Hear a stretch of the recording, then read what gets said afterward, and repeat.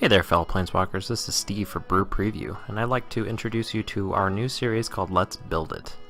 So in this series, we're actually going to focus on building different theme commander decks. As you can see over here, we're going to do artifacts as our first video, just because it sounded like a blast and something that I really like playing around. We'll go into what we're actually going to explore here as far as like commanders here in a second, but I kind of wanted to take a few seconds here to go over Let's Build It a little bit.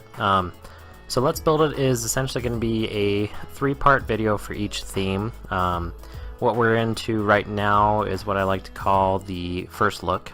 So as you see in the left-hand screen over there, that little icon just popped up.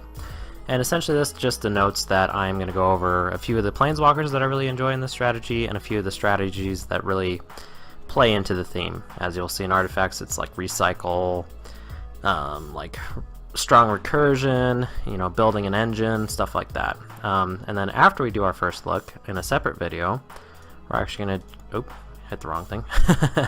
We're actually going to do a budget version as well. So you'll see that icon when we're doing the budget version of the deck. And then a high dollar version, which you'll see the dollar signs up when that goes on. So that kind of just gives you a breakdown of what we're looking to do as far as the Let's Build It series. With that though, let's break into our main topic here, which is the artifact build. So as you can see now, we've got our first commander up. This guy I absolutely love. This is Daretti, Scrap Savant. I wanted to highlight this guy because I think he's really versatile. He can be a very good, you know, kind of competitive budget deck, and also really super tuned deck as well. So really it just depends on which way you want to go with him. So he's a 4-cost Planeswalker commander, which are not very common. I think there's only 5 of them so far in the game. His +2 ability is discard up to 2 cards, then draw that many cards, so really good rummage effect there. His -2 is sacrifice an artifact. If you do, return target artifact from your graveyard to the battlefield, so like a, you know, really good sack and recycle, you know, thing going on there. Then we've got a -10, which is you get an emblem with whenever an artifact is put into your graveyard from the battlefield, return that card to the battlefield at the beginning of the next end step. Yeah, really crazy. So, personally, I have a ton of experience with this card. I absolutely love it as one of my commanders. You haven't played Mono Red until you've played Mono Red Mud, as I put it. So, but yeah, we'll jump into our next commander here. This is Kirkesh, another Mono Red artifact commander. I think there's a thing between red and artifacts. So he's a 4-cost 4/3 Ogre Spirit, legendary creature, of course. He has whenever you activate an ability of an artifact, if it's a mana ability, you may pay 1 red. If you do, copy that ability, you may choose new targets for the copy. So really powerful effects can be had here. This is one of the decks that I've always wanted to build, but I've kind of restrained myself because I already have like 3 or 4 artifact decks in my roster, I guess. But if I ever feel the hankering, I think this will be one of the very first decks that I'll break into for another artifact commander deck. So really cool there. And then we've got Arcum Daxam. This is an oldie but a goodie. This card's been around for a while, and it can get absolutely degenerate. I've seen it be broken as hell. I'd say it's one of the more competitive commanders, or at least most people build it that way. You can definitely do a, you know, more friendly version of this if you really want to. That's kind of up to the cards that you want to play. But keep in mind, this card will draw you a lot of hate. So anyway, let's go over it really quick. So it's a 4-cost 3 colorless 1 blue Human Artificer 2/2. You can tap it, target artifact creature's controller sacrifices it. That player may search his or her library for a non-creature artifact card, sorry. Put it into play, then shuffle his or her library. So kind of like a weird polymorph, but if you think about it, you're sacrificing a mirror to get, like, I don't know, a Blightsteel Colossus, you know. That's what, well, I guess it's non-creature, so you're sacrificing a mirror to get like a Darksteel Forge, something like that, something absolutely crazy. So Arcum Daxam.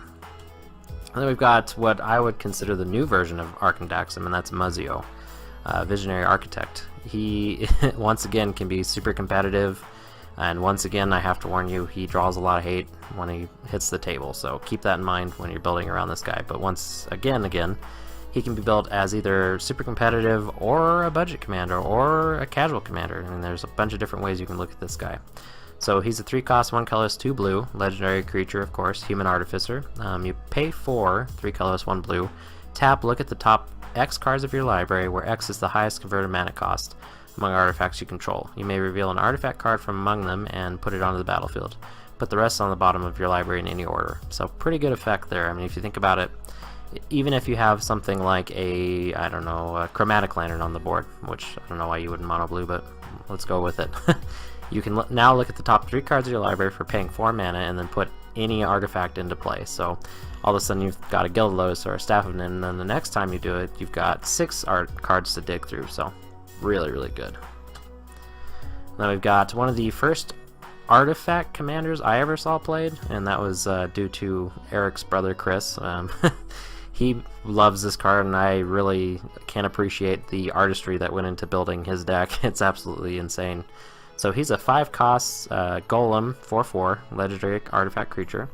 Whenever Karn Silver Golem blocks or becomes blocked, gets -4/+4 until end of turn, so pretty cool effect. And then you can pay 1, target non-creature artifact becomes an artifact creature with power and toughness equal to its converted mana cost until end of turn. So obviously the trick here is like getting your super big expensive artifacts on the board, or just turning everything into artifacts and then just animating them, not reanimating, but animating them, you know, turning your Darksteel Forge into a creature if you need to, turning your Staff into a creature, 6/6, you know, there's a bunch of different courses of play here, and I really can appreciate, once again, like, colorless strategies. They're probably one of my favorites. It's kind of an oddball way to look at the game, but it definitely works. Super powerful. And then we've got a really odd one, and that's Glissa the Trader. Not a whole lot of people think of, you know, a primarily green commander when they think of artifacts, but I think this could be a really fun build around. We may have to explore it later on in the channel.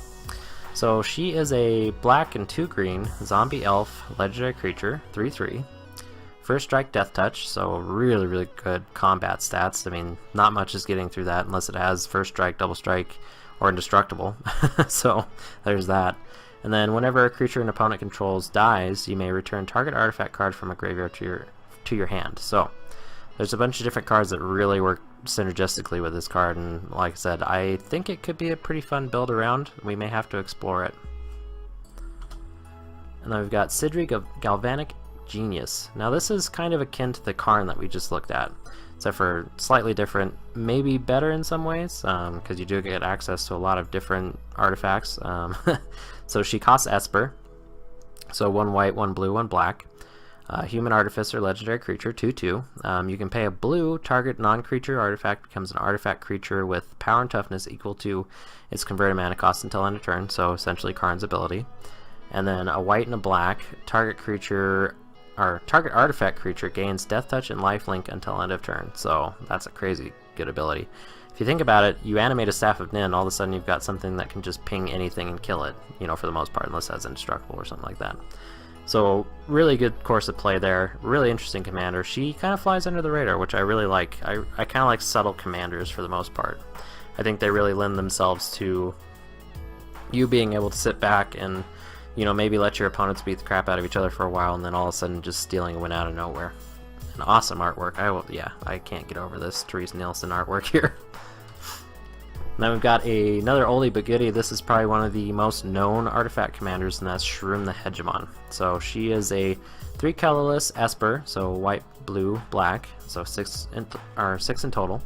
Sphinx, legendary artifact creature, 5/5 flying, which good stats. And then it has, whenever Shroom the Hegemon enters the battlefield, you may return target artifact card from your graveyard to the battlefield. So pretty straightforward, pretty, you know, not a whole lot of tricks there, but really powerful. There's a reason this card is once again seen as like, oh gosh, there's a Shroom player.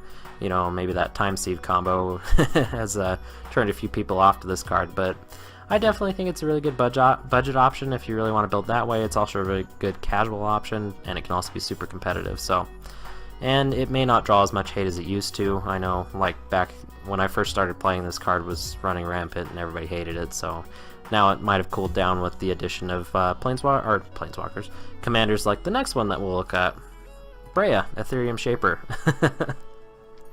This is the epitome of artifact commanders. I think it is just the top. You know, it's crazy. You know, adding 4 colors to an artifact build is amazing. I mean, really, what are we missing out here? Green. We don't really care, you know, for the most part about green artifacts. There's not that many of them. There's not that many green artifact strategies, but this card is just insane. So it's a white, a blue, a black, and a red. So 4-color commander. There's only 5 of these in existence, so, you know, another limited pool. 4/4, human legendary artifact creature, of course. And when Breya Ethereum Shaper enters the battlefield, create 2 1/1 blue Thopter artifact creature tokens with flying. So already a powerful ability. You know, if you think about it, you've got 2 chump blockers now, or 2 flying attackers, 2 creatures to essentially do whatever you want with, plus herself. And she's a 4/4, so stats aren't bad. Then she also has, you can pay 2, sacrifice 2 artifacts, choose 1. She's got 3 different abilities here. Breya deals 3 damage to target player, so pretty good for finishing somebody off at a low life total, or just getting them to that low life total. And then target creature gets -4/-4 until end of turn. This is absolutely insane. I've killed so many commanders with this card, it's not even funny. You know, people think, oh, -4/-4, my guy's a 6/6, and all of a sudden you do it twice, and it's just like, oh yeah, oops. And then her last ability is actually really good. It's kind of seen as one of those that not a whole lot of people utilize, but I actually really like it, and it's just you gain 5 life. So I mean, if your board's getting blown up anyway, and you are going to have to sacrifice a whole bunch of artifact creatures or whatever, you might as well just sack them and gain a bunch of life, or do the -4/-4 or deal the 3 damage. So once again, this is like the perfect package for an artifact commander. I know that a lot of people look at this as kind of edgy, you know, like really competitive. I agree there. It's definitely going to draw some hate in the next couple of years, but just absolutely awesome. I recommend building her. So moving on from our choices for commander here, I'd like to move into what I think artifacts really excel at. First up for me is essentially power, and that's mana. You know, this game can be basically cut down into who has the most mana, who has the most cards. I mean, in my opinion, those are the 2 most important things. So really, when I think about commander, mana acceleration is key. And with artifacts, we really have access to a ton of, you know, really good spells, as you can see here with Mana Vault. So yeah, highlighting power. Oh. So, Mana Vault. This artifact is one of the insane ones. It takes a little while to get used to playing with it. I know a lot of people make the mistake of thinking that it untaps, you know, at every upkeep, and then you have to, you know, keep explaining to them that it's got the no, it doesn't untap thing, and then you have to pay for, and then a lot of people don't understand that either, and then they think they can untap it whenever they want. So anyway, I'll read it for you really quick. It's a 1 colorless artifact, which is already insane for what it does. It's got its first line of text is Mana Vault does not untap during your untap step, so you need a way to untap it. Then it has, at the beginning of your upkeep, you may pay 4. If you do, untap Mana Vault, so keep that in mind. Beginning of upkeep, before you basically do anything else, you're going to need to decide to untap this. Then it also says at the beginning of your draw step, if Mana Vault is tapped, it deals 1 damage to you. So yeah, ugh. And now we're going to see why this is all worth it. It has tap, add 3 colors to your mana pool. Okay, so if you think about it, it's almost, I mean, it's akin to Sol Ring. It's not as good, obviously, because it doesn't untap, but really powerful. You can accelerate into a lot of things really fast with this, so that's Mana Vault. Then, of course, Sol Ring. So a 1 cost, taps for 2.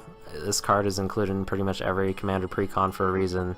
You know, otherwise the price of this thing would be absolutely astronomical. I mean, think about like Mana Vault and Mana Crypt. You know, those 2 cards are expensive-er compared to Sol Ring, which has been included a lot. I think it's still, I mean, it still has a hefty price tag. I think it's like, you know, $8-10, something like that. So not too crazy, but still could be less, you know, depending on what happens in the future.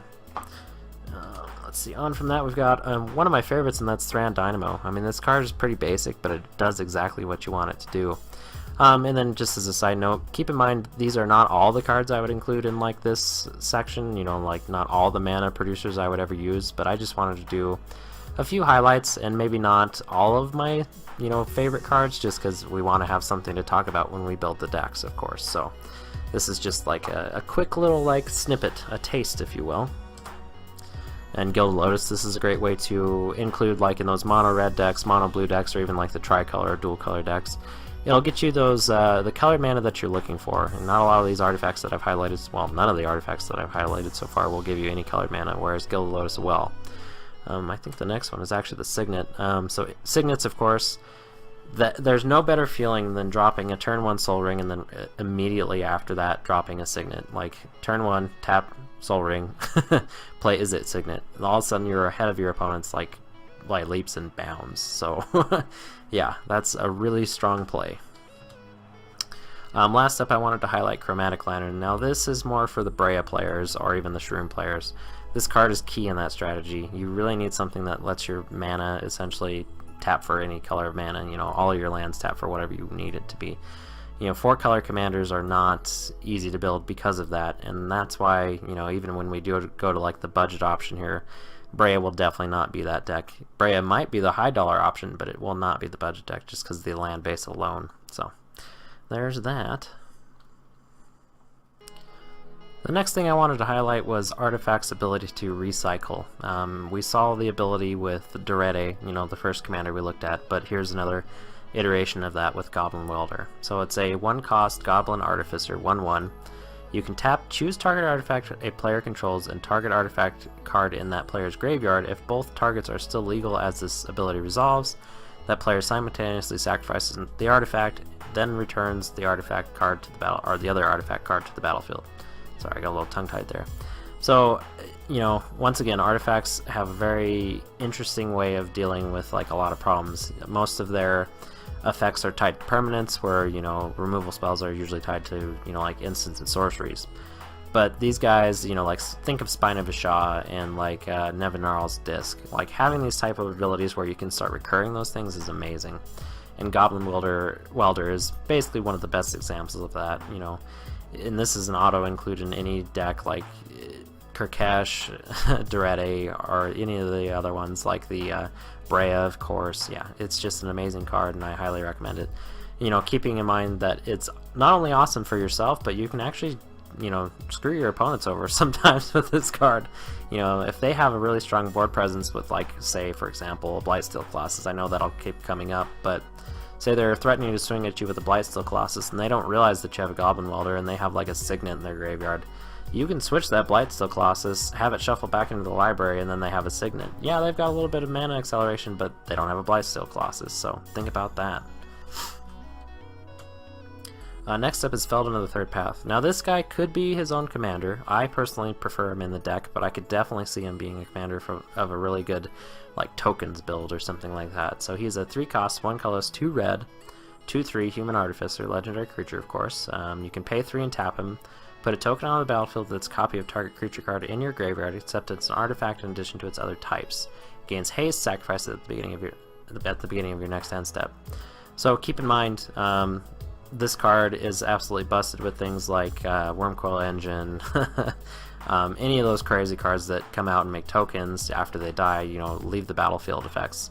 But also, if you're including this in, like, for example, like a red-green deck, and you have a lot of artifact synergy there, or just creature synergy, really, and say you have like Parallel Lives or Doubling Season, you'll make a copy of it and another copy, and the other copy won't go away to the sacrifice effect. So, a really interesting way to look at it. I don't know about a whole lot of Gruul artifact decks, but we do have the new mono-white Anointed Procession, I think it's called.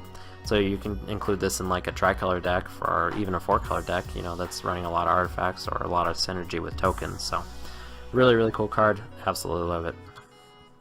Then you've got a classic, and that's Scarecrow. So I think this is the one card that I will not go without when I start building an artifact deck. I know that sounds ridiculous, but this card has gotten me out of more jams than I can even, you know, attest to. So it's a 3-cost, 1/2 Scarecrow. Not a very popular creature type for the most part, but pretty cool in my opinion. You can pay 1, sacrifice a Scarecrow, draw a card. So if you really need the card draw, you can do that. Or pay 4 and tap it, return target artifact creature card from your graveyard to play. So this is the key ability here. Once again, run that scenario back. You know, you have a Wormcoil Engine in your graveyard.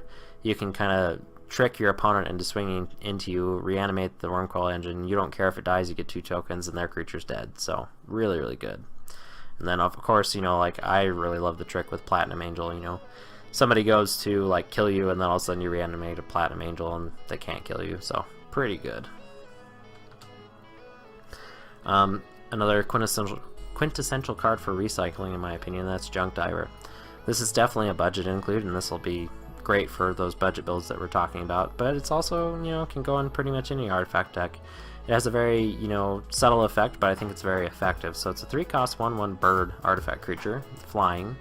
When Junk Diver dies, return another target artifact card from your graveyard to your hand. So very simple once again. It just does what it does, and that's all you really need. And then we've got a Scrap Trawler. Now this is a kind of, I guess, complicated version of the bird that we just talked about. It's a 3-cost 3/2 construct. It's interesting. I actually really like the card, although I haven't yet had an opportunity to truly utilize it. Whenever Scrap Trawler or another artifact creature you control is put, or artifact, not artifact creature, artifact you control is put into a graveyard from the battlefield, return to your hand target artifact card in your graveyard with lesser converted mana cost. So, you know, you sacrifice, I don't know, a 2-cost artifact, all of a sudden you're getting back your Soul Ring or something like that. So, yeah, pretty interesting. I like it. Like I said, I have yet to really utilize it, but I'm sure someday I will. And lastly, the aspect of artifacts that I really wanted to focus on was essentially the build-up for your engine, if you want to call it that. There are a lot of cards that really just have super strong synergies with untapping and tapping and then untapping again in artifacts. And it's probably one of the main strategies for, you know, going infinite, comboing off, or just winning the game, you know, right up.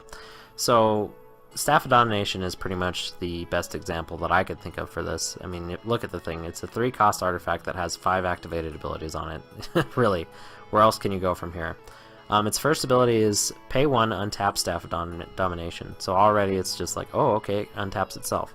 Then you can pay 2, tap it, you gain 1 life. You know, kind of, if you really need it, you can gain a little bit and maybe survive. Pay 3, tap, untap target creature. So that's pretty good, you know. Maybe chump block something when somebody didn't think you could, or make favorable blocks. All kinds of stuff can happen there. Pay 4, tap target creatures, so now you can tap down blockers or tap down attackers, so pretty good there. And then pay 5, draw a card. So yeah, quite a good list of activated abilities, and I really like this card, and I really enjoy playing with it. And we've got a Rings of Brighthearth. Now this is a, I don't know, really sought after card. I think I only have 1 copy of it, and I have like 37 commander decks in total, so that kind of gives you the idea that maybe it's not that easy to find. I know it's not that expensive, but I always have a hard time finding it. Also, with that, I have a hard time utilizing it. There are certain decks where this, you know, you think it would be great, but sometimes it's just not. So it's a 3-cost artifact. Whenever you activate an ability, if it isn't a mana ability, you may pay 2. If you do copy that ability, you may choose new targets for the copy. So if you think about it, with Planeswalkers, this is absolutely insane. All of a sudden you're using their ability twice. Keep in mind, you're not increasing their loyalty by, you know, twice as much, but you're increasing the activated ability. Or just really strong, you know, activated ability creatures, stuff like that. So Rings of Brighthearth, really cool card. I highly recommend getting a copy and trying it out. Yeah. Then we've got a Voltaic Key. This is kind of what we were talking about at the start of this segment. You know, really just being able to untap some things is absolutely insane. If you think about like Grim Monolith, all of a sudden you're not having the drawback, or Mana Vault is another really good example. You're not having that drawback of it staying tapped. So there's that. Also, like, I don't know, Trading Post. there's just so many good examples of what works with Voltaic Key. Gilded Lotus, yeah, I can name off a million. So really good include. I highly recommend it. And then we've got the big daddy of untap, and that's Paradox Engine. This card is absolutely insane. I still don't even know why it was printed. I kind of maybe think this might be banned at some point. I know I've said that many times on many other videos. It's definitely possible. It's unfortunate but true. It can be pretty degenerate. But for the most part, for now, I'm just going to play with it as long as I can. So it's a 5-cost legendary artifact for good reason. Well, I guess not for good reason, because you don't really want 2 copies of this. Whenever you cast a spell, untap all non-land permanents you control. So really cool. As we talked about in the first little section here, having a bunch of mana rocks is key in artifact strategies, and then having a Paradox Engine with a bunch of mana rocks, now all of a sudden you just need a way to draw cards, and you can basically play out your entire deck. You know, if you can work the right strategy there. So yeah, really cool card, highly recommended. Then we've got a Kuldotha Forge Master. I never really say that first part right. I hope that was somewhat close. So it's a 5-cost construct creature, 3/5. Don't see constructs very often. It says It has tap, sacrifice 3 artifacts, search your library for an artifact card, and put it on the battlefield. Then shuffle your library. So really, this is a great way to trade in clues, treasure tokens, any of those type of little token artifacts that you get for basically nothing, and then turning them into something like Darksteel Forge or Wurmcoil Engine or Blightsteel Colossus. It's great tutor. It's a great way to build your engine. Then we've got a trading post. Now this card is absolutely insane. I know a lot of people really kind of poo-poo it just because it didn't really make a splash in Modern like everybody thought it was going to, or Legacy, or anywhere. But I mean, from what I know, it's even played in like Vintage some places, so it definitely has some power behind it. It's a 4-cost artifact that once again has 4 activated abilities on it. And I really wrestled between having this in the recycle section or in the start your engine section, but I think it belongs in both, to be honest. So pay 1, tap, discard a card, you gain 4 life. So all of a sudden, you can get out of a really tight pinch. Like, I have saved myself so many times with this card when somebody thinks they have you dead and they just swing, just barely over lethal or just lethal at you, and then all of a sudden you're just like, okay, I'll discard a card, gain 4 life, and then kill you on my next turn. It works. Then you can pay 1 and then tap it, pay 1 life, create a 0/1 goat token.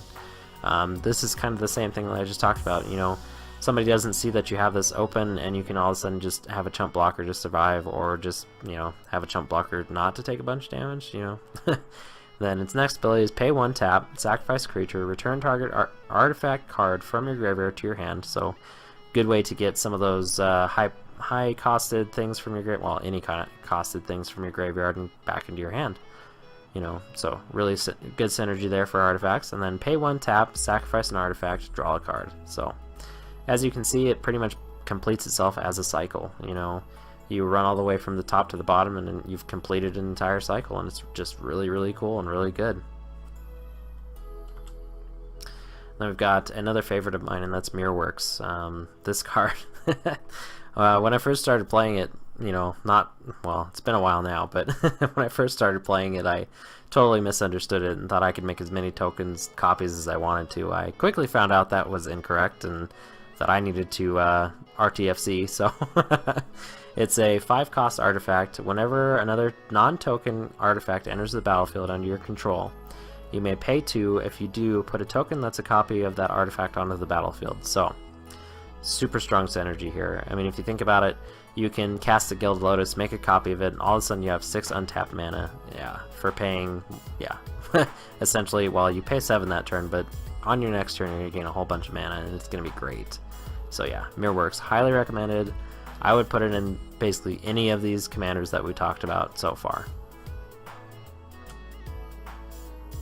And with that brings us back to Staff of Domination. So that's pretty much the end of my little first look video here. As I talked about before, I'm going to kind of get rid of some of these things here, kind of show you what I was looking at as far as moving on from this.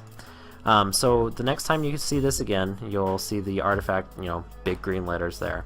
But you will actually most likely see, instead of first look, you'll see either budget or the high dollar sign there, and they'll all flash on the left side there. Oop, I hit the wrong one.